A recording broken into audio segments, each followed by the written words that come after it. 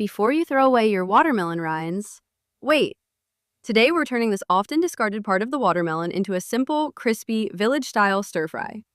Most people enjoy the sweet red fruit and toss the rind without a second thought, but in traditional kitchens, nothing useful was wasted. Peels, stems, seeds, and rinds were all given a second life. It may look plain, it may look tough, it may look like kitchen waste, but cleaned and cooked right, it becomes a tasty side dish with a beautiful crunch. First, wash the rind well. Then remove the hard, dark green outer skin. We don't need that part. What we want is the white and light green flesh underneath. It's firm, mild, and perfect for absorbing flavor.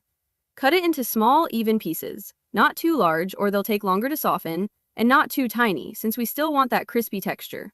Now heat a pan on medium flame. Add a little oil. Once it's hot, add mustard seeds and let them crackle. This is where the traditional flavor begins. Add dried red chilies, then a few fresh curry leaves. Careful, they may splutter. Add a small amount of chopped onion. Cook for a minute or two until soft and lightly golden, just enough to add sweetness and depth. Now add the chopped watermelon rind along with turmeric powder and salt. Mix well, making sure every piece is coated in that spiced oil.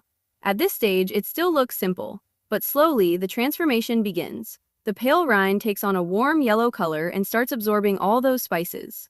Add just a small splash of water. The rind already holds moisture, so we only need a little to help it steam. Cover the pan and cook for a few minutes. We're not going for mushy. The best texture is tender but still slightly crisp. That gentle crunch is what makes this dish special. Open the lid, stir again, and taste a piece. If it's still hard, cover and cook 1 or 2 more minutes. If it's tender with a slight bite, it's ready. Now add fresh grated coconut. Mix gently and let it cook for another minute, just enough to blend. The coconut gives this dish a soft, rustic, homemade taste and balances the heat from the chilies. And that's it. Watermelon rind stir-fry is ready. What started as kitchen waste has become a simple, flavorful side dish. Serve it with rice, roti, or dosa. Sometimes sustainability starts in the kitchen, and sometimes the best ingredients are the ones we almost throw away.